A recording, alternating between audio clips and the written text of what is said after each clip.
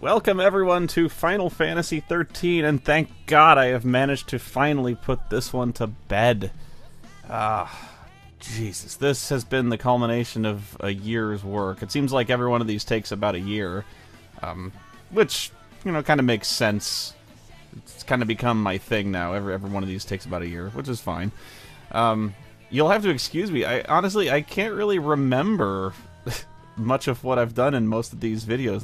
They were so long ago, so I may be discovering what I've done and what hair I had in each one of these videos. But yeah, of any of my videos, I probably say this all the time. Oh, there's the long hair. I'm getting back to that point. I had, you know, I was rough on Final Fantasy VIII. I didn't like it. I didn't like Final Fantasy VIII just because I thought it was a big letdown from 7, and you know, all my friends loved 8 so much, and you know, I kind of started doing this stuff because, you know, these were just the kind of games I grew up with, and I just didn't like them. I thought I'm kind of more of a fan of sometimes of bashing overrated games, and Final Fantasy VIII really didn't deserve that much praise. I don't think it was a horrible game so much.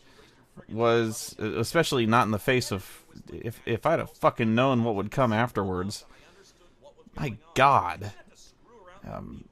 And I think what a lot of people don't understand about 10 and even 10-2 is that the system is not the problem. 10 and 10-2 are not bad games; they're bad stories.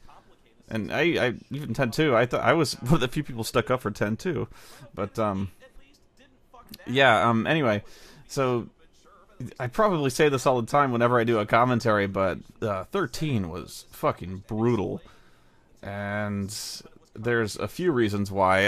I get asked at conventions, you know, like, you know, what advice would you give someone who wants to get into, you know, doing online reviews? Well, my newest advice would be don't go fucking YouTube, although I don't know if that's much advice because, like, how else are you supposed to get any kind of exposure? But that's another rant entirely. But my primary advice is don't do RPGs. And it's because the reason this took so long, aside from laziness, was because that I had more footage to go through than any other game I've ever had to go through. Not only is this game really, really long because it's an RPG, but because I had almost 3 entire playthroughs of footage to go through. So, you know, you figure this game is 40, 45 hours to 50 hours long. Now you take let's be fair, 2.5 playthroughs of it. Oh yeah, these are my mea culpas from previous games. Yeah, less said about those, the better. Hey, I didn't know what I was doing back then, okay? I think I've gotten a lot better since then. Although, I get a lot of used to be funny, but yeah. Some of it was... I had no idea. I had no idea how much yeah. This series would get. Worse. I'm sorry, I started watching this. You know, it really is remarkable how much worse and worse and worse this series would get, and I had no idea. You know, it's honest, like, I probably would not have picked on 8 or even maybe 10, knowing how bad 13 would be, because it's not even fair. It's just so crazy how bad 13 is, and I'm not exaggerating. People think I'm exaggerating when I say it's like the worst. It's the worst written RPG, worst written story I've ever seen in my life, and I'm not. It really, truly is the worst story I've ever seen in my life. If only because, and I know I've gone over this, I'll try to keep it minimal, but because it completely disregards any notion of narrative structure. You know, it follows no rules. No human being in the world tells stories this bad or this structurally incompetently. You know, and of course the entire review series is kind of about that. Anyway, Subconscious. So yeah, I had a ton of footage to go through. Some of it's mine from a long time ago, which is why if you see footage that doesn't look very good, it's probably mine. And it's incomplete. So I only got to a certain point. Most of it is from Sean Faust's playthrough. He's been very good in getting me a great deal of footage from, like, 10.10.2, and this one, and I believe he got me 13.2 as well. He's been very good about that. Some people have taken that to mean I haven't played these games, which is very untrue. God help me, I've played these games. I had to play 13. I had to play it through further to the end, which meant I had to play the first half of it again, which sucked my ass. Part of what Sean did for me was he got me he got me the data logs. He got me Yeah, Leona Lewis is not J-pop. Some of you were very, very happy to point this out. And yeah, hang on a second. Oh, I'm sorry. I was just looking for all the fucks I gave about that, and I couldn't find any. I'm sorry. But, I lost track of what I was saying. Right away, this game alienated me from the beginning with the terminology.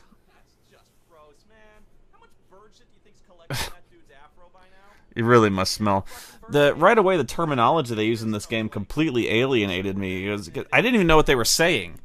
I didn't. The words themselves, they were like "Lucy, Falsi," and I'm like, you need to slow down. I didn't know anything they were saying. But I was really excited to see all this shit Lightning was doing, because she's flying around, she's doing the slow motion, and so.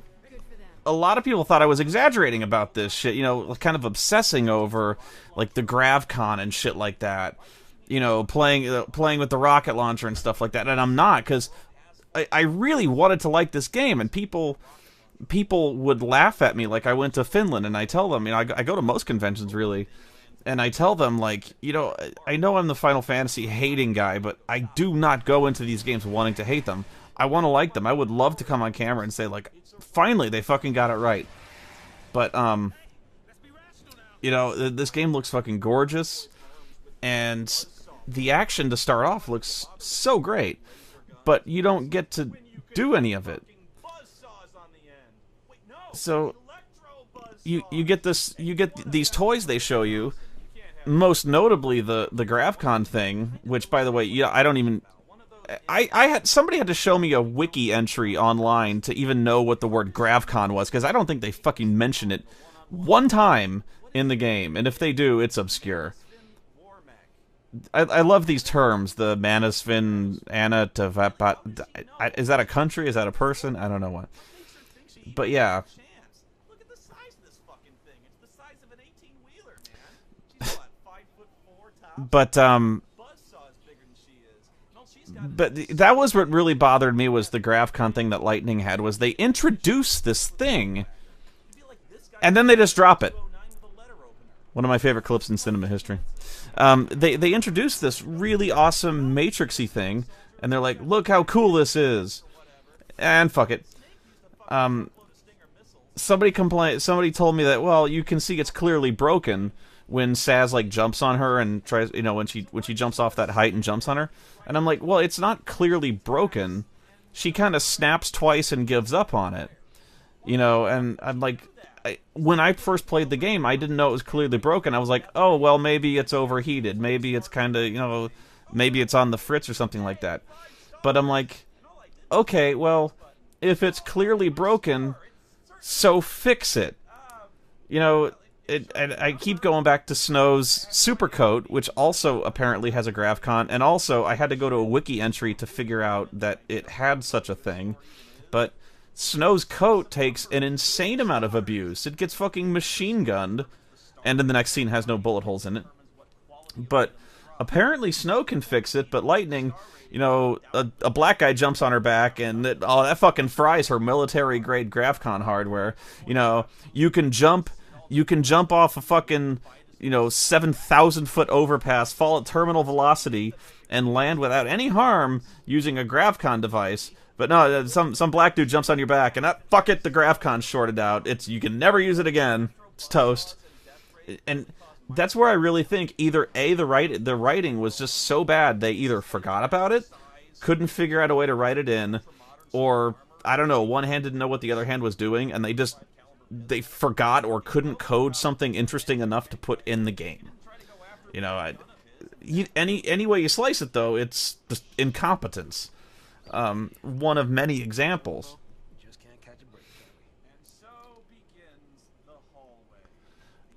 And, Final Fantasy XIII is not,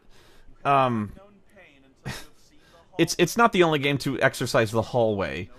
A lot of games use the hallway, but very few games, except Final Fantasy, have you so shackled to the hallway. I really hate it when you are outside, especially when you're outside and you're in a hallway. A lot of games do that. If the Bureau, the XCOM the Bureau, you're always in a hallway, even when you're in a town, like when you're trying to rescue hostages from a town. You're in this big town and you're in the streets and there's intersections and stores and stuff like that. You're in a hallway.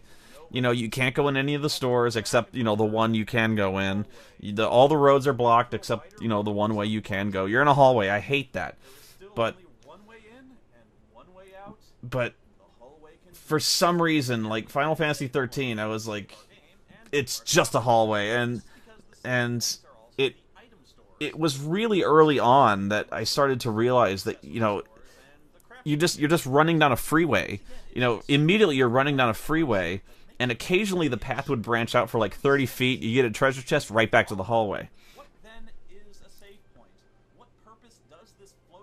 Yeah, I obsessed over the save point / stores, but this was another big problem that it wasn't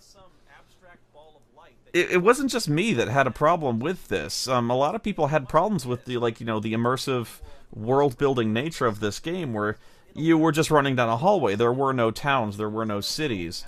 You couldn't go into an item store. And sure, this is a lot more streamlined, this is a lot faster, but and yet there's something there's something familiar about going into a store, going into the weapons store.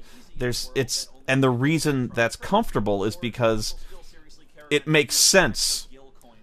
It makes sense to go into a specific store where there's weapons. This just seems so alien and bizarre.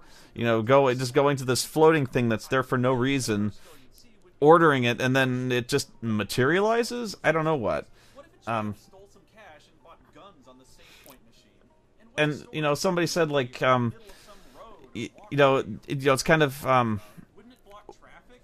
why are you complaining there's a weapon store online? What do you want? Do you want everything to be sold online? Are you complaining that there's no grocery stores or sex stores? What if you wanted to buy a dildo? Do you really want to see a dildo store online and stuff like that?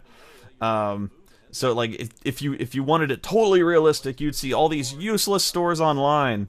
This is just take your fucking weapon store, take your fucking item store, and just go with it. And then there's suspension of disbelief, and what do you want? You want everything in there? And I'm like, it wouldn't be a very good game. Then I go, well, kind of, yeah, I do want that. And it wouldn't be a disaster if that happened, because I played a very good game not long ago that did that. It didn't quite go that over the top, but it kind of did. It's called Yakuza 4, where you're in a city. You can go in pretty much every single building and every single store and buy pretty much anything you want that would be sold in that store, no matter how useless it might be. If you go to a convenience store, you can buy candy, you can buy a bottle of water, you can buy beer, sake, bento boxes, rice. You can go into a pawn shop and you can buy shit. You can go into any restaurant. You can go into you can buy sushi. You can buy gelato. You can buy blow-up dolls, which are virtually useless. You can make a weapon out of one, which is just a goofy weapon. But you can buy a fucking blow-up doll. You can buy pretty much anything. So I'm like, is that game a disaster? No, it's actually kind of charming. It's a little out of place. It's a little goofy, but that's Yakuza 4. It's unnecessary, but what I'm saying is, it wouldn't have been the end of the world, and yet this would, that game actually had a lot of the entire point of the, not the entire point, but a big part of that game was how immersive that game was in getting you into that city, or at least getting you into that setting. Now, the big downside of that game was you got jumped every 2 blocks by fucking Yakuza gangs who didn't like your hair. But you follow my point, was, there's so many games out there, even like GTA games, even today, where it feels kind of hollow. It feels like you're driving down a fake city where, you're driving down a road and like you can't go in any of the buildings. They're just like facades. Where in fucking Yakuza, you can go pretty much anywhere you want.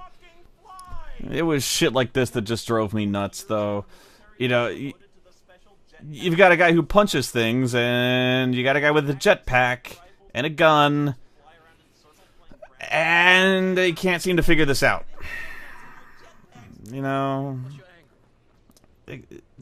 I just think they're so. This is such a simplistic RPG thinking. It's kind of this weird mix of like, this is the way RPGs have been made since the beginning of time, and yet they're trying. And yet, it's almost like every Final Fantasy, they really want to try to reinvent the wheel nowadays. They really, really worked hard to change everything about this combat system. The paradigm system was unlike anything we'd ever seen before. This was fucking wild when we first heard about the paradigm system. Fucking snow.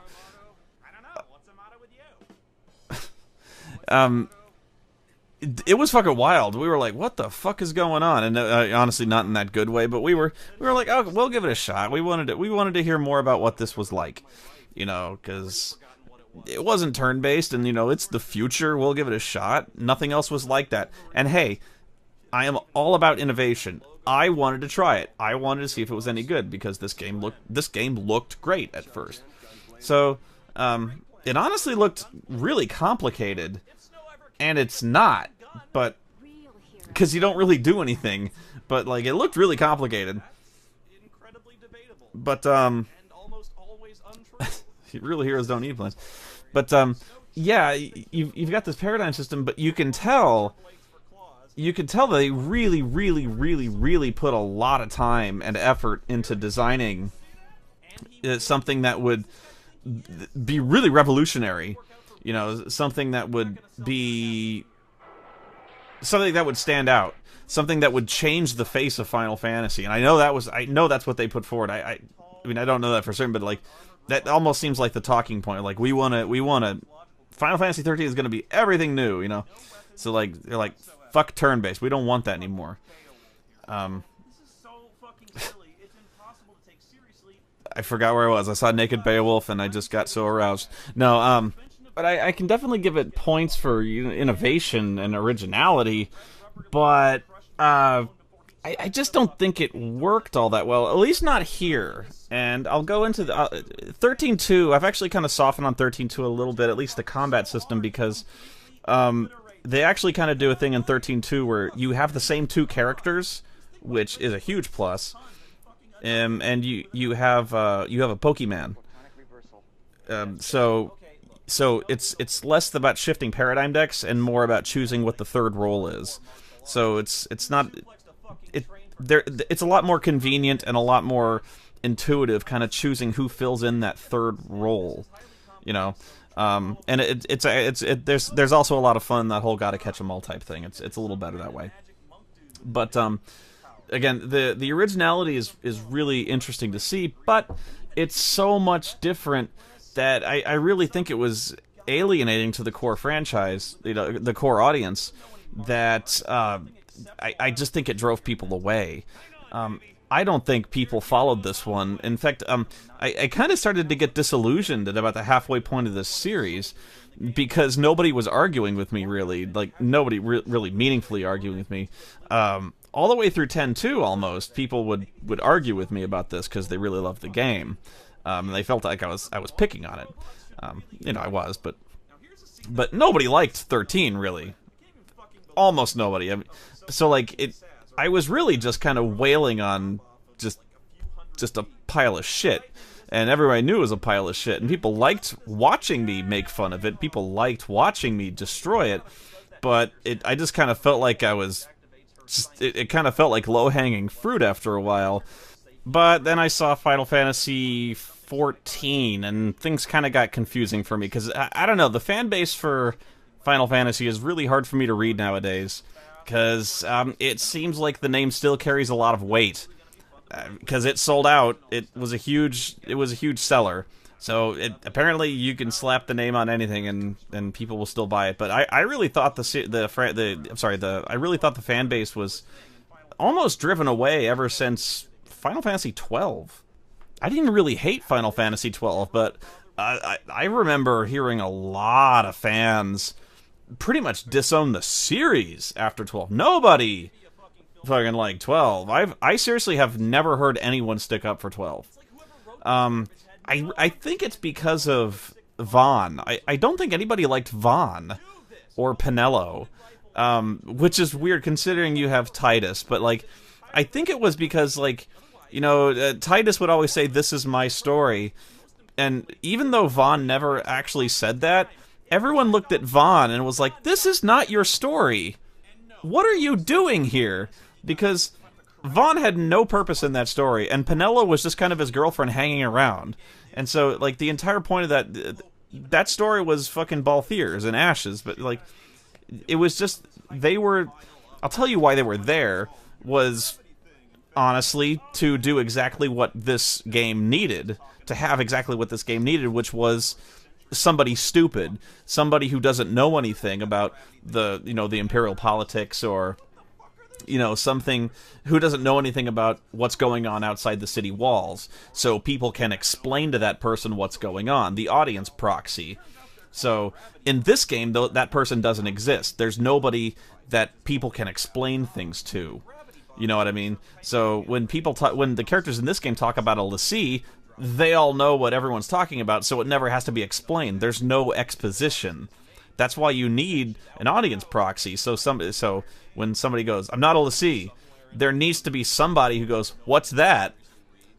Somebody obvious to ask, "What's a paladin?" Who's not the avatar, right? So I've gone on about this in Ultima 9, where somebody has to ask what's a paladin, but it has to be somebody who makes sense. That's why you always have somebody who wakes up out of cryostasis, or somebody comes from space. There's always that guy. Except here. And so that's why Vaughn was in Final Fantasy XII. Except at about the 1/10 point of the story, we didn't need him anymore, because once we had the setup, we pretty much had everything pegged. We're like, okay, that's the princess, that's the sky pirate, this is where we are, and that's the bad guy. We can roll now, And there's bunny people, right? Okay, gotcha. But yeah, I thought people had pretty much just given up after, because not many people like 10-2. People definitely didn't like 12. And after the disastrous outing, the first outing of Final Fantasy 14, which Square Enix actually apologized for twice, I thought they were done. Even though it sold out. Whatever. It was an MMO. It was a Final Fantasy MMO. The first one was pretty popular. Okay. So I was like, well, it's, whatever. But it was so bad that I thought they were pretty much done. But, no, I think it's still going pretty strong. But, and yet, now, again, I don't know how to read it, because, they're doing 13.3... I don't even know now what they've changed it now, because there was 13 verses, which is now like 13, which is now Final Fantasy 15. They just made it a different sequel. They just made it a different entry in the series. And then there's Final Fantasy Lightning Returns, which at the time of this recording is about to come out. I don't know. So yeah, I can't even keep current with this shit. But when I saw 13 versus 13 now, 50, whatever. When I saw it, it looked like it was ripping off Kingdom Hearts, and my reaction was pretty optimistic. I was like, good, fucking rip off Kingdom Hearts. At least I know that's a good game. Anyway, I should talk about the making of this review at some point. I remember having a really, really frustrating time writing this one, mainly because I had to rewrite pretty much all of it. Part of the problem with writing these reviews was I didn't want to just talk about the plot, even though the plot is horrendously bad. Honestly, there wasn't much plot to it. Like I kept saying, the plot pretty much just stops, and there's almost no second act in this game. It pretty much just sets up, and then they go fight Orphan at the end. The middle of it's just like one long hallway stretch where they go level up. But I really wanted to try to talk about why this game is bad. And that was tough to do because this game is bad not just because of the story, but because of how the story is written and how the story is told. And that was really hard. That's not easy to convey in a video in a comedic fashion. And my first attempt was really, really disastrous. And I also, in my first attempt, I tried to talk about the music, and apparently I was like the only person alive who didn't like the music at all. So I tried to kind of I tested the waters on the music front, and apparently I was just out of my fucking mind. So I still don't like the music, but whatever. I thought the tone of the music was just completely inappropriate. I thought the choice of instruments, I thought the string orchestra thing was completely, I'll just go on about it. I thought the choice of the orchestra was completely at odds with the technological futuristic setting. Why would you use a string orchestra in the future? I would have thought you'd use some kind of like techno or electronica or something like that to make you feel like you're in the future. Instead, they went with something almost very like pastoral, something very peaceful, almost like lullaby style type stuff. I just thought, for the most part, the music was very, very much at odds with the action. Very rarely, except in like Snow's theme music, did they ever really actively indulge in like electric guitar, even. Anyway, yeah, I'll go on about I go on about the robes enough in later videos. I'll talk about those later. But the reason this game is bad is because of almost mechanical type things in terms of like the language of literature. And just from the way I've said it, you're like, how do you make that funny? That's very hard, or at least I hope I've done it properly. But that's linking that in with the way this linking that in with telling the story and spreading it out over the course of the series. So choosing what to say, when to say it, and then linking it in with the way the story is told. You know what I mean? So like, maybe I'm talking about the costumes. Okay, so if I'm talking about the costumes, which are introduced right away, I'm talking now about the poor world building. The poor method in which the terminology, the poor ability for them to immerse you in this game world. Things like the dudes on the jetpacks who fly around when somebody's fist fighting. There's a lot of examples about that in terms of like just RPGs. I don't know if I'm making sense, but there's just a lot of things like choosing what to talk about and when, linking those scenes together so it makes sense. It kind of has a flow from one point to the other. That was very, very hard. I almost had to like graph it out, to go from one review to the next, just to try to make it to keep it encapsulated in like under a half hour, and to keep the story going and not to bog it down in like in overly dry almost academic speak. And sometimes I think I did that well, and sometimes I don't think I did that too well. Because, again, I'm talking about sometimes kind of abstract stuff. Talking about... again, talking about the notion of, like, the audience proxy, stuff like that. I'm just flat out, like, just telling you what that is. That's hard to make funny. I do what I can, but when I'm talking about how this shit is almost experimental, these things don't have a beginning and end. That's not as... Part of the problem is that what's wrong with this game is not so much... It's not what's on the screen. Okay, that's what I'm trying to say. Is what's wrong with this game is not the shit that's on the screen. It's what's on the page. It's been translated to the screen, and it's plenty stupid, but I have to explain to you what's on the page and how it got there. You know what I mean? So that's very hard to... That's what's hard to explain and make funny. Because now we're talking about the writing process, and that is... You have to make that illustrative through the game footage, and that was really, really hard to write, and that was really, really hard to edit, because I have to make that very visual. So, very strange, very kind of experimental style of writing for me. I'm making myself sound way smarter than I am, but that was hard for me, so that was a very slow process, but I will see you guys in part 2.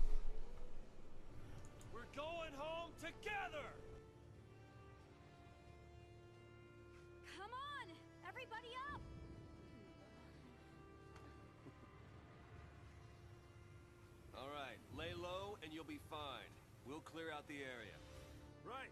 New recruits, on me!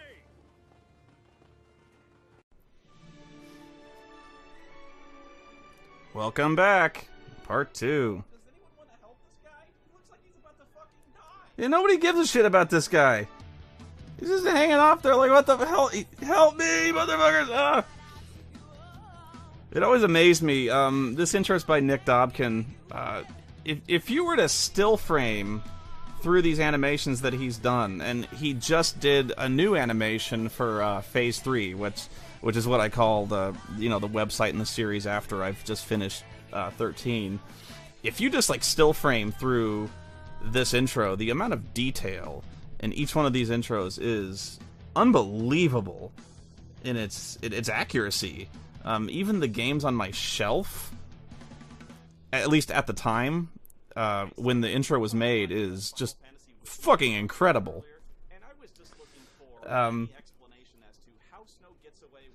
The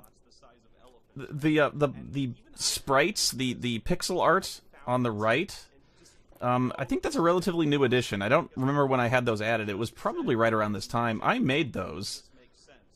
Not all of them. I think what got me started was some of the Final Fantasy VI ones I found on Etsy, and I bought them. Oh no, you know what it was? Is I bought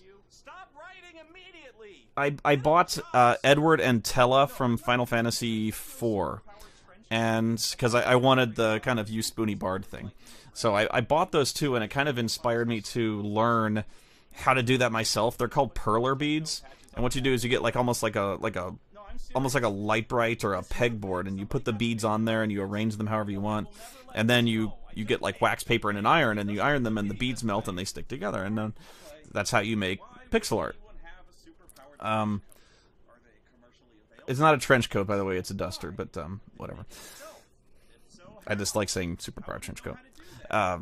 No holes in the coat. Later scenes, anyway. Yeah, so it's really not that hard to do the perler beads, but yeah, I made pretty much all of them, and I even made a gigantic sign that says use Spoony Bard, which I've hung over the two characters, Edward and Tella, which was way harder than you'd think, because that one had to be spread over, like, I think it was 5 or 6 different little pegboards, and making a large making a large pixel art type thing is really, really hard because you have to, doing a small one is easy because you're just kind of putting, even heat across the pixel art. When you're doing something that's like 2.5 to 3 feet long, it was probably about 2.5 feet long. When I'm doing that, you have to like put heat all over that thing and make sure they kind of melt. The beads kind of melt together evenly, so otherwise it just falls apart. But yeah, I did the Team Rocket thing, and I did most of those. So yeah, I was really happy with the way they came out. But you can easily kind of fuck those up, and the level of meltiness is kind of down to personal preference. So it's actually not that expensive habit to get into, or hobby, not habit, whatever. But I haven't done it that recently. I kind of did what I wanted to do, and you can kind of do it. You can make up your own little plans, so you don't really need to be that artistic. Because I am really, really not the type to do arts and crafts. But it's pixel art. The pixels are kind of done. You're just kind of following, the pixel designs. I'm just kind of following a pattern. It's fine. It's done. Anyway, this is part of what I was talking about when it comes to how poorly things are explained, how kind of invisibly this game is bad. Terms aren't explained, places aren't explained. They just kind of throw words at you. They kind of throw places at you, and you're just like, oh, okay, oh, that's a Fal C. All right, that's cool. The Fal C especially really frustrated me because I still don't know what a Fal C is. I've played these games, and I don't know what they are. They appear to be like robots, but like robot gods. But here's the problem. They don't have a consistent look. So it drove me nuts as I was playing this game, and I'm not being an asshole here. I was really trying to understand this game. I wasn't trying to nitpick this game. I really wanted to know. Was like, okay, we went into the first time we go into the giant Fal C, the big green thing. They were like, oh, stay away from that Fal C, it's dangerous. And I'm like, okay, so stay away from the big green thing. That's a Fal C. Yeah, it looks dangerous. It looks all pointy and demonic and shit. Okay. And then they go inside it, and then they fight the big crystal vagina thing inside with the arms, and they're like, we're gonna say hi to the Fal C and fight it. And I'm like, okay, wait. Is that the Fal C, or is the green thing the Fal C? Because I don't know. Are they? I don't know. And then you have, Bartandalus, who is also a Fal C. Then you also have, Carbuncle, who's... None of the Fal C have a consistent look. I've been told that some Fal C are fucking doors. There's the one that is the sun. It produces sunlight. So there's I don't know why there's a bird. There's apparently some Fal C the size of fucking planets. So, like, I don't know what they are. There's no consistent look. So you have to explain these things. You have to at least give me a touchstone of who and what they are and what they look like. I don't know a Fal C when I see one. Does anybody know a Fal C when they see one? Are they like Decepticons? Are they robots in disguise? Again, I'm not being an asshole here. I want to know. Like... If you would know a Fal C if you saw one, if you lived in this universe, or like are they always huge, or like I don't know. Fuck's sake, yeah.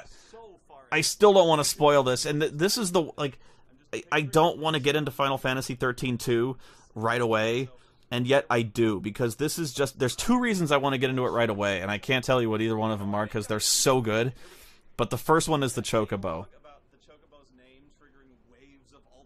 Yeah. Yep. That part is true. It's true. Oh, there it is. That look. I can't see it, but I totally can. Yeah. It's so stupid. It's the stupidest thing I've ever seen in the history of fiction. And think about how I'm not lying. all the stupid shit I am not lying. It's the dumbest thing ever.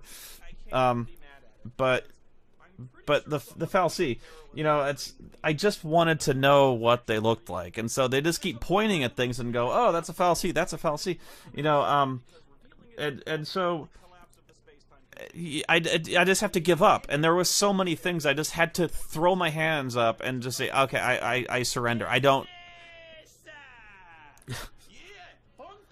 Random shit. I've been learning Japanese. This is the worst writing I've ever seen in my life. And no, I have been learning Japanese. Slowly, to be sure. But I am learning how to speak it.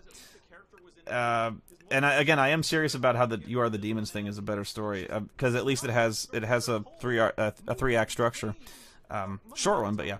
But I'm learning Japanese, and so I actually am speaking Japanese after a fashion in that sketch with stereotypically drunk Mexican 90s cyborg otaku kid.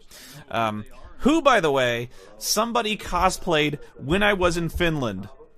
That is dedication, my friend, and I want to give a shout-out to you if you're listening. That was the best costume of the con. I salute you. You have the Spoony seal of approval. You are the #1 fan in Finland. That is amazing.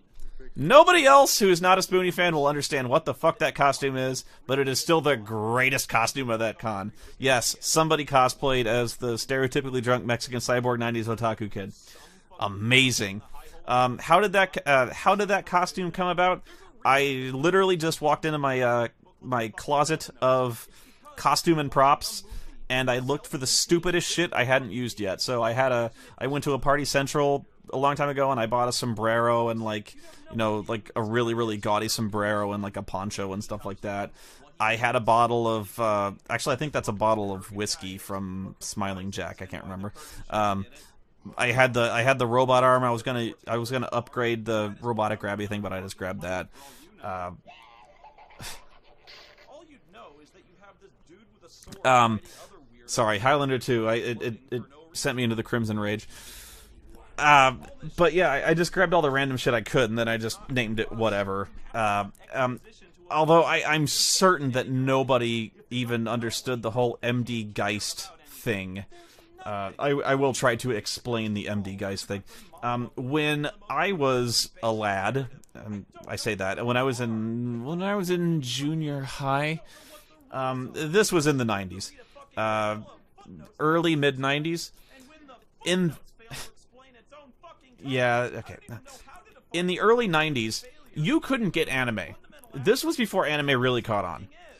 When I say you couldn't get anime, the only anime that you could reliably get was stuff like Akira, Ghost in the Shell, Vampire Hunter D.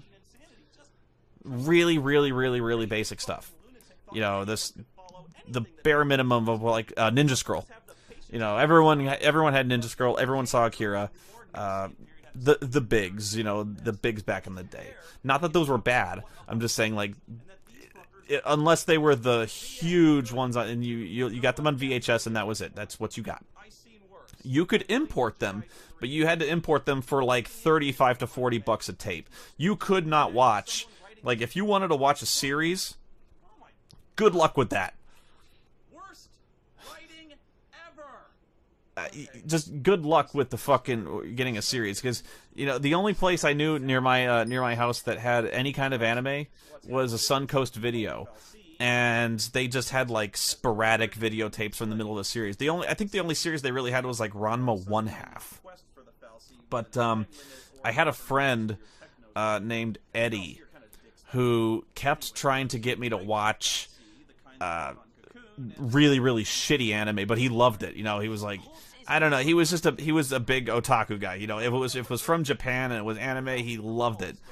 And so he's like, he comes to me and he goes, "Hey, Noah, I just saw the fucking greatest anime ever. Oh my god, I fucking love it." And I go, "What is it?" And he goes, "It's called MD Geist, man. MD Geist. It's like the bloodiest shit ever. It's so fucking violent, it's great." And I go, "MD Geist?" Yeah, he goes, "MD Geist, man." And so I watch MD Geist, and it is so fucking stupid. It is just like if you just like bottle testosterone and dumbass, and then just like sprayed it on a VHS tape. It is just like the dumbest male empowerment bullshit ever. It's just about a big, grim-faced dude in like black armor in the future shooting people. And when he shoots people, it's that kind of anime where people are filled with, like, extremely high-pressured blood. So he shoots them and they explode. And he shoots a lot of people and they explode. So at the end, everyone's dead. And MD Geist goes back to being grimdark. And so, like, I watched this and I'm like, that was fucking stupid. Let's watch Ninja Scroll again. You know, so yeah, MD Geist. He was such a fan of fucking MD Geist. And then he found the sequel. There were 2 MD Geists. He fucking loved it, man. I don't know what it was. Maybe it was ironic. I have to hope it was ironic. But yeah, he fucking loved that fucking show. Or whatever. Oh, I don't even know what you call it. But yeah, fucking MD Geist. So that joke, just for me. I wasn't even just for me. I just wasn't even thinking. I was just thinking, like... I was just thinking, like... That was just the first anime that sprung to mind when I was thinking, like, early 90s shitty anime. You know? And so, like, I just had the, you know, Mexican otaku kid just say, like, do you want to watch, you know, do you want to watch... No, he says, I think he says, I like MD Geist. That's it, you know. Yeah. Watashi wa MD Geist kusuki desu. Yeah. He just says, I like MD Geist. You know. So yeah, he likes MD Geist. I cannot explain this. Most of you haven't even fucking heard of MD Geist. And no, it's really not worth a review. Despite how, I mean, I've made it sound much more interesting than it is. It's just stupid. It's just like, it's almost just like that Rambo skit in UHF, where it's just like, ah! Ah! You know, that's pretty much all it is. And again, that skit is more interesting than MD Geist. It's just boring. At least that's what I remember. And, you know, Hassel Bennett does the... he did Mad Bull, and so he did it much better than I ever could have. Anyway, you'll notice I'm talking about anything more interesting than this game. It looks like the giant, it looks like the giant, Jesus statue. You know? It actually kind of looks like he's doing a Nixon thing, you know? It's like, I am not a crook. No. Doing the peace sign. Anyway. Talking about the Purge. I guess I have to bring up Holocaust imagery since we are loading innocent people into trains. But I always find it interesting that the support for the Purge is overwhelmingly positive from the populace at hand. You know, if you're related to one, if you're related to a Lissy, if you're friends with one, if you are near one, if you live in the same town as one, not only are you purged to Grand Pulse, everyone is pretty much behind it. So, I wouldn't be surprised. Hang on, did I repeat the Sarah Count 3? Ugh. I don't know. If I did this review as bullshit, stop watching immediately. But yeah, the Purge is overwhelmingly supported, which is actually somewhat disconcerting, and it places the heroes in kind of a unfortunate. I still don't get this. I don't know. I think they just did it to look smart. Anyway, it kind of has a weird connotation attached to it. The fact that that they're pretty much villains this entire game, and you know, despite me making fun of how they've been killing people, nothing they've done has improved their image at all. Every single thing they've done has appeared to be and has pretty much been villainous in nature. I don't know how they can ever show their face in public even after this whole incident. You know, all they've been doing on TV is killing cops. You know, I don't care if they've been part of the machine. I don't care if they're stormtroopers and stuff like that. The public overwhelmingly supports these guys. And so they're on national TV just butchering these guys wholesale. You know, I'm making fun about them them orphaning children and stuff like that. Their public relations image is not good. They've you know, you have Snow shooting and threatening to kill everyone. He wasn't, but that's what they remember. He's directly they attack a racetrack. Still don't know why, but they were. And at the end of this, I don't know why. This is still a disaster. And as far as the world knows, they caused Cocoon to fall out of orbit and get butt fucked by a giant crystal spike. And we don't know the extent of the damage that caused. Can you imagine the damage? Like, we're like, oh, everything's okay, Cocoon is saved. Yeah, right. There's still like a 4-mile diameter crystal spike got rammed up the ass of Cocoon. How'd you like that if that was through your fucking house? You know, that doesn't just happen, and nothing bad happens to the, you know, bad shit happened. You know, some people were in a hospital when that fell. You know what, I'm not supposed to think about that, obviously. But anyway, what's also kind of amusing is that, if I remember correctly, in 13.2, this will be in the review, obviously, so I'm blowing my own joke, but, yep, they should be dead. In 13.2, the use of magic is commonplace. Like, apparently everyone can use magic now, and I don't know why, except it's probably just a plot hole. But, like, people can just use magic now, and you don't need to be a lessee anymore. But you can. But apparently this is this is commonly accepted now, which, over the span of a few years, is like, okay, so you've gone from the overwhelming public support of purging anyone to certain death on Grand Pulse to just casually casting spells in public, you know, so that's just remarkable and disturbing. I don't know, the public is fickle. When I first started playing this game, this really threw me for a loop because I had no idea what in the hell this thing is supposed to be. Never could figure it out. The only thing that saved me from going just full-on batshit on this thing is that we never really see it again after this point. The folding deer antler whipstick. Yeah, you get more of those. Like, you get more staffs that lash out because they improve her stats, but, like, you never see her use them. Because, and this is funny, after everyone becomes a lessee, they all have certain roles assigned to them. So Vanille does not have the commando role when she becomes a lessee, and commandos are the only class that actually has the attack command. So becoming a lessee has made Vanille forget how to attack. So yeah, after becoming a lessee, Vanille no longer knows how to, like, throw the deer antler whipstick at people. So until you get, I believe, until you get her commando roll back, which you will probably never do, you will never see her throw the little whipstick at anybody again. So, like, after this dungeon, you'll never see it again. So I guess I just never thought, you know, I just let it go. I really shouldn't. I never mentioned the shrouds again either. I thought I would never use those as much as I ended up doing, or I saw other people doing. There are times when you really, really want to use those, because some fights are fucking impossible.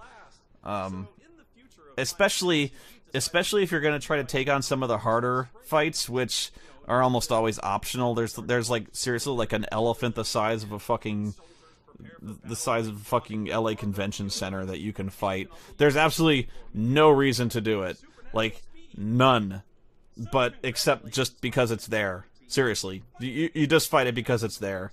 And really, like, one of the only ways to beat it is to just repeatedly cast the death spell at it, is to get Vanille high enough level, I think, in Saboteur to cast death, and just pray eventually that it sticks and kills it instantly. That's pretty much your only chance. So you want to kind of go Decepticol or whatever and just hope you can hit it fast, because it'll stomp you. Favorite scene? But I always found it funny that in this game, most of the hatred, the most hated characters in this game almost always seem to descend on Vanille, most always Hope. Most people thought that Hope was, like, really whiny, like, indecisive, and I can see that. This is one of my favorite bits, but yeah. You grin like an asshole. I love that bit. Anyway. Eyes, you slimy little jizz bucket. Fuck you. I always like you grin like an asshole, but yeah, people call Hope out for being whiny and indecisive, you know, and kind of, you know, waffling at first, but, you know, I didn't mind that so much because, let's face it, this kid is traumatized, alright? Plus, we've got this guy who can punch a tank in half, so would you want to go after this guy with a knife? And 3, he's one of the only characters, let's face it, he's one of the only characters with a character arc. Like, I'm dead serious, like, it's only him and Saz. Like, the comic relief character has probably the best character arc in the game. He's like one of the only characters you care about getting his son back. Him and Hope, because, you know, they have something to fight for and accomplish. You know, whereas Lightning and Snow, you want to actively see fail. But Hope, you know, I'll take Hope, because he wasn't really whining. You know, I've seen whiny fucking characters. Whining to me is like, yeah, my feet hurt, let's go home, I don't want to be here. You know, his parents are dead. That's not so much whining as that's like, he's actually kind of vengeful in this case. Now, he's a kid, so, you know, his war face ain't exactly that convincing, but he's got to work up to it. I'll cut him some slack. Vanille is much more deserving of hatred than Hope is, definitely, because, 1, I hate insufferably perky fucking people, and she definitely is that. 2, the voice gets on my nerves. And 3, I don't know if it was the directing or the actress doing this. It was probably the directing, but she does kind of like this moan acting type thing, like sotto voce, like utterances under her breath to kind of punctuate her emotions. I'll try to explain. It's like, somebody will, like, she'll be like, Hope, let's go, okay? And then Hope will kind of look disinterested and kind of wander off because he's not feeling it, like, you know, his parents are dead, so Hope will wander off and she'll look worried, and she'll be like, oh, oh. And then she'll obviously be, like, looking for a way to cheer him up, like, thinking of a way. And so she'll make a noise, like, like the noise of, I'm desperately thinking of a way to cheer him up. And then she'll make a noise that indicates, I've thought of something. So she'll be like, and then she'll run over to him. So, like, she does that through, like, the entire fucking game. And she's, like, the worst one. Like, they all kind of do that, but she, like 95% of that acting is her. And like, that maybe this is the character, that could be the actor, I don't know, but it really fucking pissed me off. I don't know why. But immediately I latched on to Snow and Lightning as the worst characters in this game.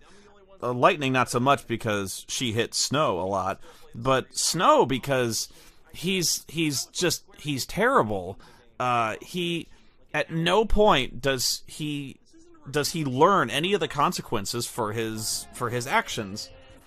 You know, he gets people killed. He's leading people to their deaths, and at no point does he seem cognizant of the costs or the suffering or the consequences of him and the responsibility that he shoulders. You know what I mean? So, yeah, I'll have more to say about that in part 3, definitely. This conversation takes place at about the halfway point of the game, and it's right about now that you realize, you know, they're just having the same conversation over and over again. They're getting nowhere. And from a screenwriting point of view, it's really frustrating to watch this because actually you can tell, like, they're trying to follow kind of a structure, maybe, because the way you write a screenplay, or at least the structure of it, is, you know, the heroes are brought into a story by reacting to a crisis. You know, it starts off with a reaction. Okay, so something happens, the heroes react to it. They're put into a dark place because of the action. And then things turn around. They dig themselves out, and then the heroes act. You know, they become heroes, they respond to the call, and they go from reacting to acting.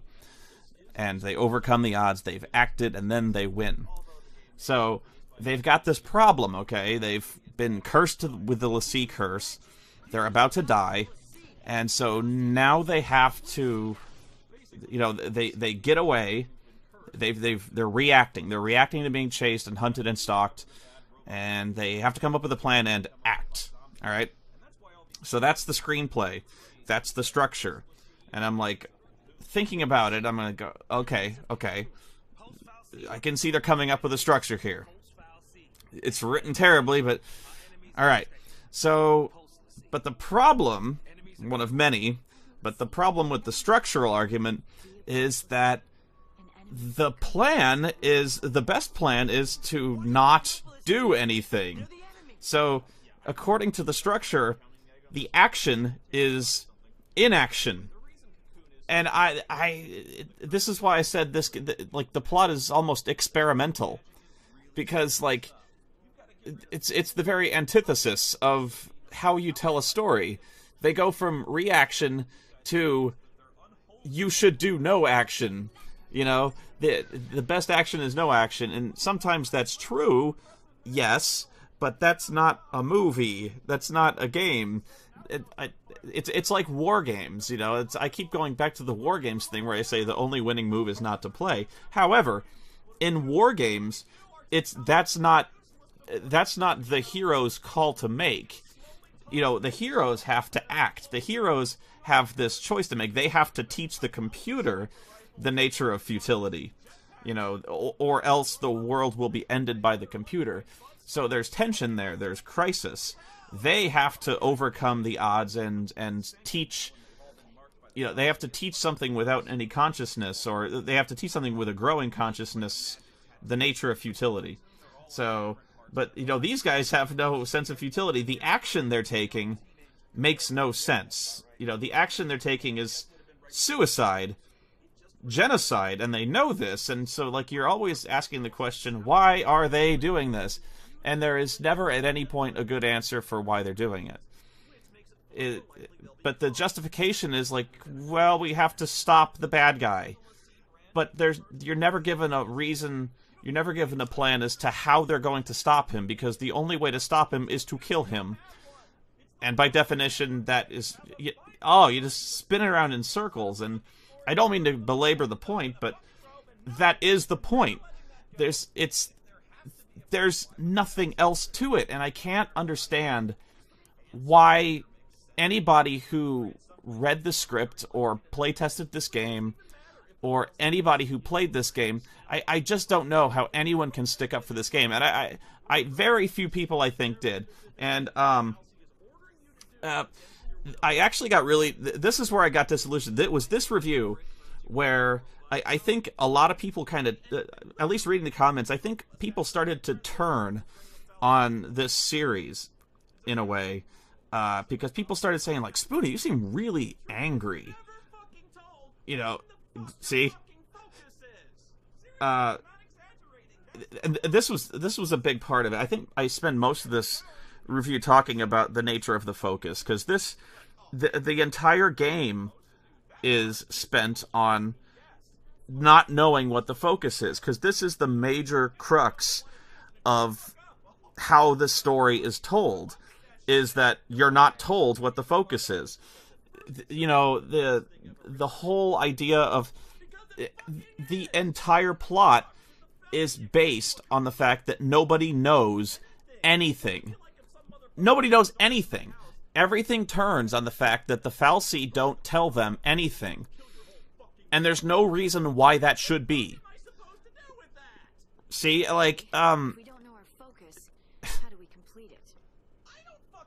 they raise these questions that have no clear answer. You know, and they just... You know, sometimes as a DM, like, when players raise a plot hole, I try to remain mysterious like that.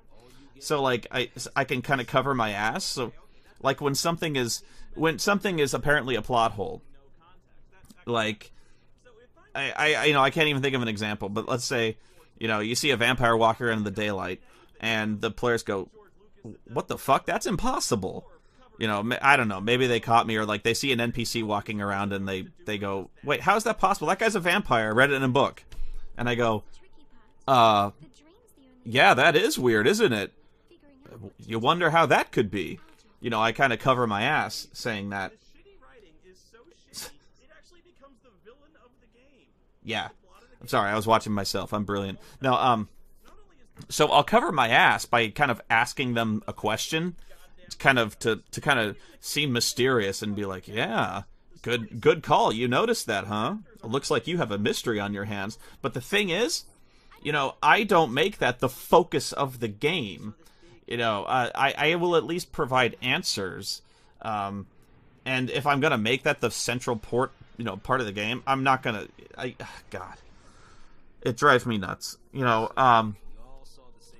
But it just doesn't make sense that we've established that these things.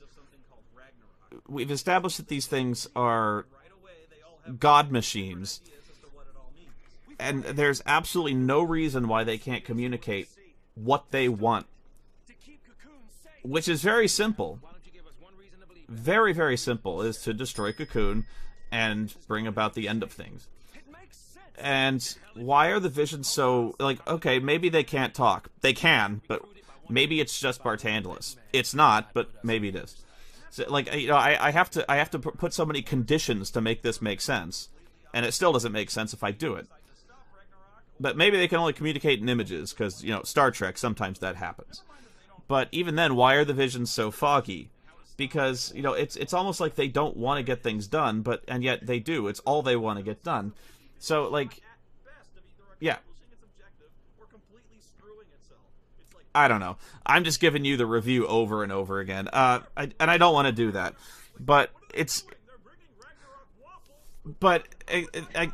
going back to what I was saying, I think this is where fans kind of started to turn a little bit on the reviews. In fact, I kind of started to turn on it a little myself.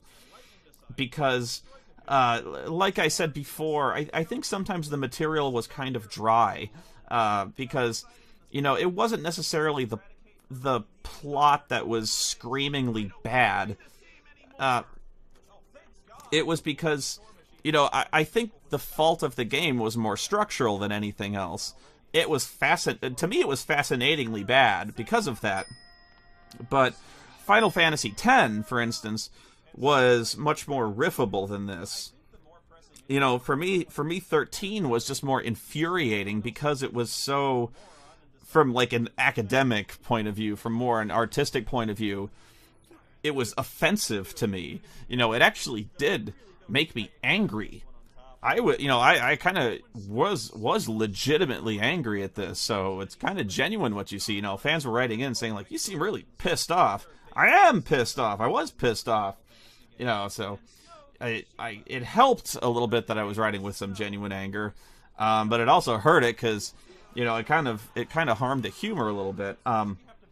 Where I started to get a little disillusioned was, I thought, maybe it was, people were saying, you're kind of yelling and you're not bringing so much of the funny. And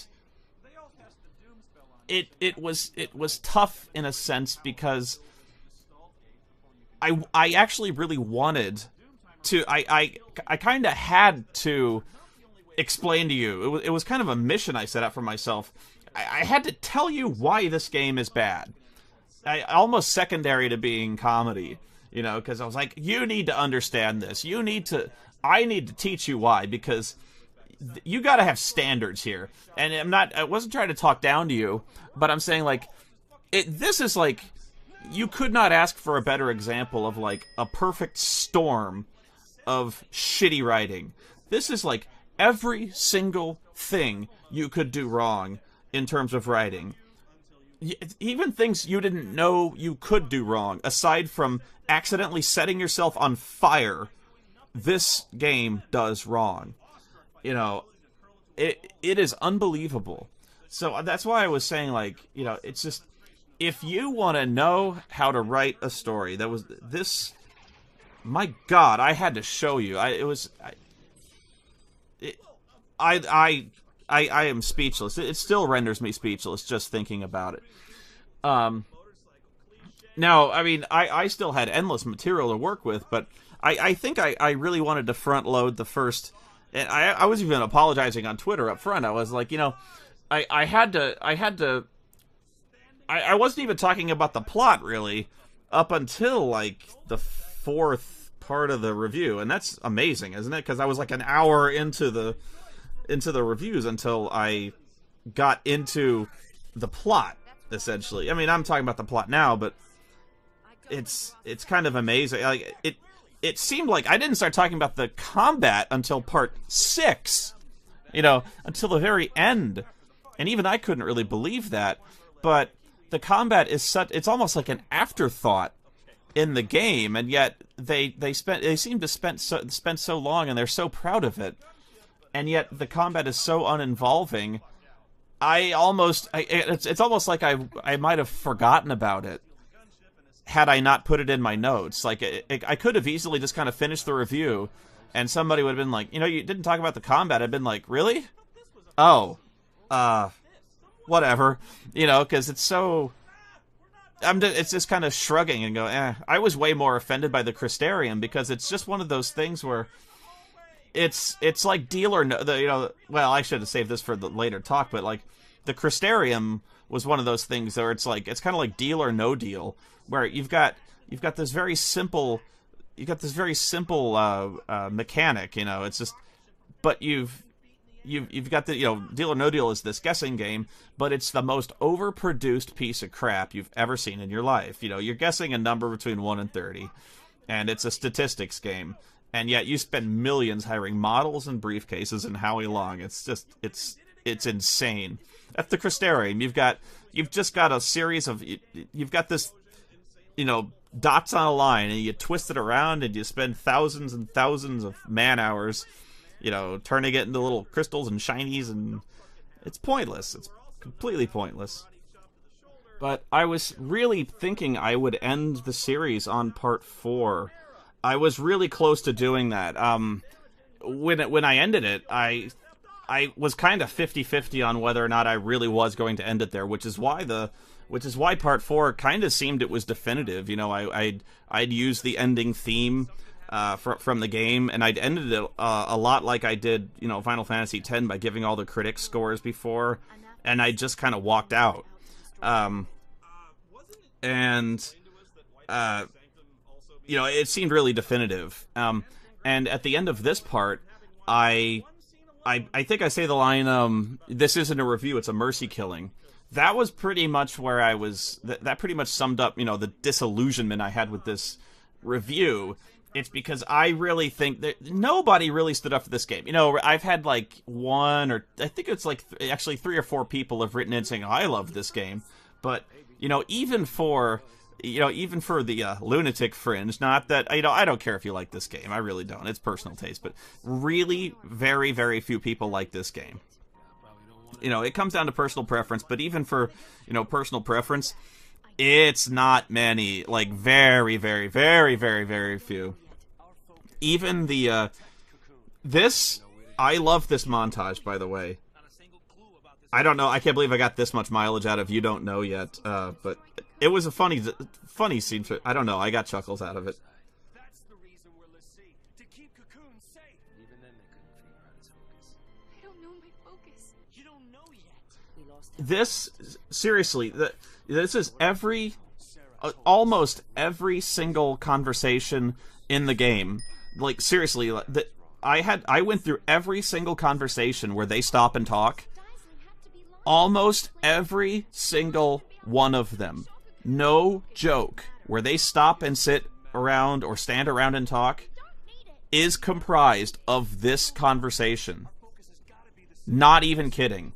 They stop, they stand, and they talk about, they don't know what their focus is, they don't know where they're going, they don't know what they're doing, and then they just decide they gotta keep going, and hoping wherever they're going they can find a plan, or they can find someone who can help them, and they worry that they're running out of time.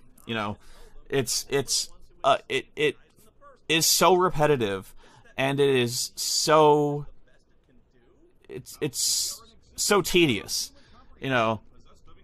Every time they stop to sleep, or in fact they'll stop just in the middle of running around. You'll be running around the wasteland, and all of a sudden you'll just stop running, and it fades to a cutscene, and they're just like standing around a campfire all of a sudden for no reason, and they'll be talking, like they'll be staring at their arm, and they'll be like, Why do you think we have a focus? Why do you think the fal'Cie chose us? You know, it's over and over and over again. So, but you have no idea how long it took to put that montage together, because I had to go through every single scene in the game to do that, which was, that took a long time to put together, even though I had time codes for basically all those scenes. Yeah, those guys had the drop on them for 20 seconds, and they don't shoot. I don't understand this. It drives me nuts when this happens. But I guess that scene does help tie into. I could tell you I'm jumping around here a lot, but in brief, the editing process. Why these take so long is, like, consider that montage where I jump around to every single time they talk about their focus. Imagine how long it takes when you've got all that footage, 40, 50 hours of gameplay, and you've got to find every single, like, out of all that gameplay, all of that combat, find every one of those little stopping and talking scenes, dig out that one line and put it, in editing. Find every one of those. Or if you want to find that one bit in that one scene, I don't know yet. That's like 3 seconds out of that bit. Even if you know generally where that is, you've got to go find it. So, I have to go through and take notes on every, I have to watch, you have to play that game, and then you have to watch all that footage again. You dig it? So, then I'm taking notes and then making annotations for the time code and every single thing that goes through it. So, if, let's just say it's 40 hours, that's a week. That's a week. And then I have to watch the footage again. And just assuming I didn't stop, that's a week. So I know I've kind of gone over that already, but that's where the time goes. And that's just watching it. Now imagine how long it takes just editing that together. And, I guess if you want to get into a little more detail, and actually, I haven't even explained this, and it's worth mentioning, just so I think I want to help you kind of appreciate a little bit of the detail. This is the kind of stuff that you don't notice, that I'm kind of glad you haven't noticed until now, because I kind of make it look easy, and editing is the sort of thing that you only notice when it looks bad, but when it looks good, you don't notice it. So that's why when the Oscars come on, they've actually kind of been relegated to either the technical Oscars that nobody watches, or the kind of Oscars that people go to a bathroom break. So when there's best film editing, people just kind of piss off to the bathroom. Because nobody, best editing, the hell does that mean? Because you don't notice edits. But whenever there's a cutscene, for instance, the cutscenes in Final Fantasy XIII are so soaked in long, tedious pauses.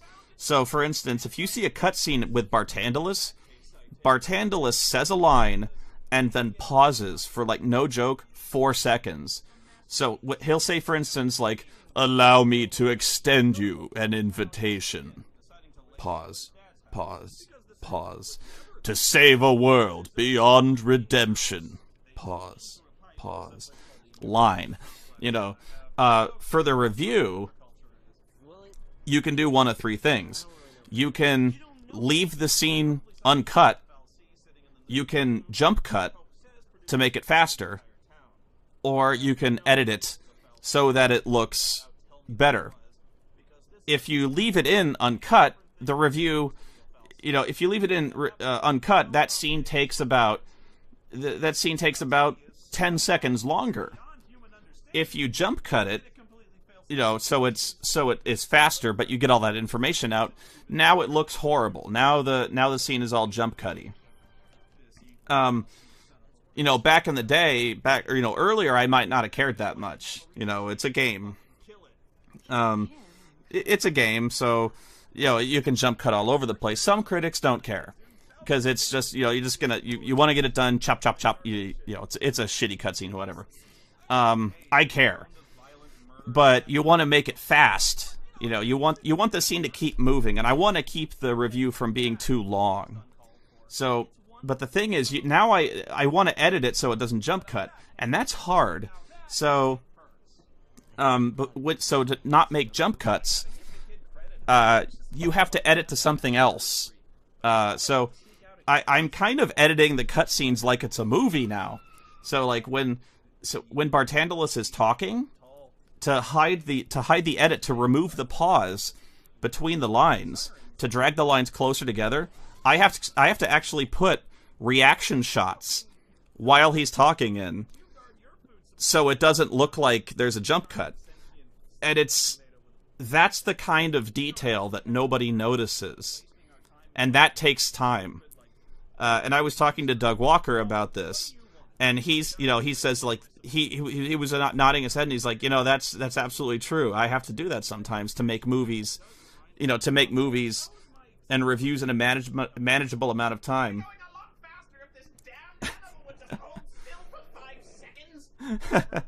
Oh, Oreo, she was a good sport. Those growls were not real. Oreo was not growling. But yeah, it's those details, and Doug was even maybe a little more perfectionist than perfectionist in talking about this. But Doug says, one frame of video can kill a joke. He's actually a very big stickler on black frames. When you're dragging clips in a non-linear editor, you have to be careful to put the clips together. Sometimes what can happen is clips will snap together. You know what snapping is. But you have to be careful to snap them together exactly, because sometimes tracks don't line up evenly. So if video tracks don't snap together right, there's sometimes this one black frame where they don't snap together right. That's a huge pet peeve of his, and I think that's what he means by black frames. Or if you don't edit scenes properly, you can sometimes have one frame of the next scene, and that is immensely distracting. And the problem with that is sometimes lines, so like Bartandalus's lines sometimes will cross over into a reaction shot. Actually, that happens quite a lot in movies or games. So like sometimes the end of Bartandalus's line, like the last quarter of a second, will cross over into a reaction shot. But I don't want that, because the next shot is of me on camera. So now I have to kind of fiddle with the film edit, fiddle with the cutscene, so that doesn't happen, because otherwise the last quarter or tenth of a second, is really distracting, because now it's like Bart on camera, then Sarah for a tenth of a second, then me. That's really distracting, and it makes it look kind of Bush League, and I want it to look good. So you'll notice there aren't any shots like that, or if there are, there's not many, and if there are, it's accidental. So there's only a very few ways to do that. And fortunately, in a game like this, there are good ways to do it. There's actually easier ways to do it. You can actually slow the film down, or you can slip the footage back and forth quite a lot. You can make it so you can shift the film so the audio doesn't match up with the video, because the film is already pretty badly lip synced. So you can shift it by like a half second and nobody really notices, because it's a cartoon, whatever.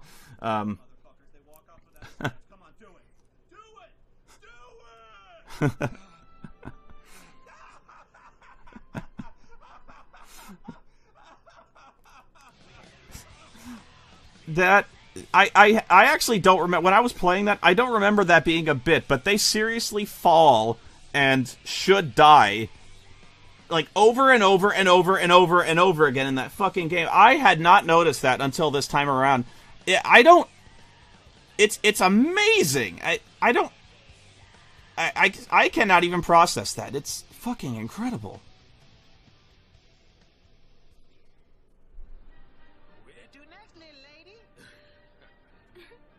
This is awkward. I know. A Nautilus Park Day. It's even awkward in the game. Like, I don't... What? I can't even.